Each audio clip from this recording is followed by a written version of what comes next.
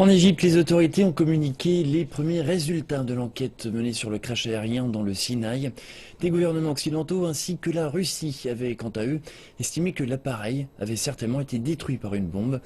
Mais le Caire affirme qu'à ce jour, aucune preuve ne confirme la thèse d'un acte terroriste.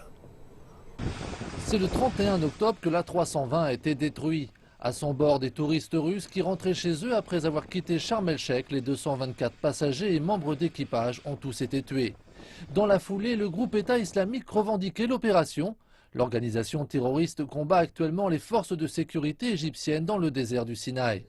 Cependant, l'autorité égyptienne de l'aviation civile déclare que le comité international chargé de l'enquête n'a rien trouvé qui serait susceptible d'accréditer la thèse du terrorisme ou tout autre acte illégal. Pour certains observateurs, cela conforte la position du Caire. Je pense que le jugement des Britanniques et des Russes a été hâtif. Il se fie à des sources d'informations qui ne sont pas toujours crédibles. J'ai entièrement confiance dans tout ce qui est annoncé par le comité. Un comité qui n'est pas égyptien mais international et qui a été composé pour enquêter et annoncer ses résultats.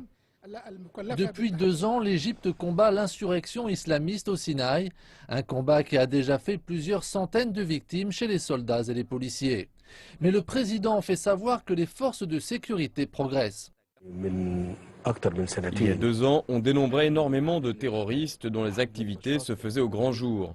Rappelez-vous qu'ils avaient l'habitude de se déplacer librement et que les terroristes ont fait des ravages là-bas. Aujourd'hui, nous les en empêchons. La guerre contre le terrorisme n'est pas qu'une opération de sécurité, c'est aussi une guerre complète contre la pauvreté, l'ignorance et sur le fait d'être religieusement conscient. La nature même du conflit, la guérilla, a contraint l'armée à gérer une situation fastidieuse et longue. De nombreuses personnes l'ont d'ailleurs payé de leur vie. Le crash survenu au Sinaï a par ailleurs eu des conséquences sur la situation économique en affectant un secteur touristique déjà en grande difficulté. Les responsables égyptiens appellent à la patience dans la guerre contre le terrorisme. En dépit des dernières victimes, les experts disent qu'elles sont beaucoup moins nombreuses qu'il y a 2 ans. On note certes une amélioration, mais la tâche est encore longue.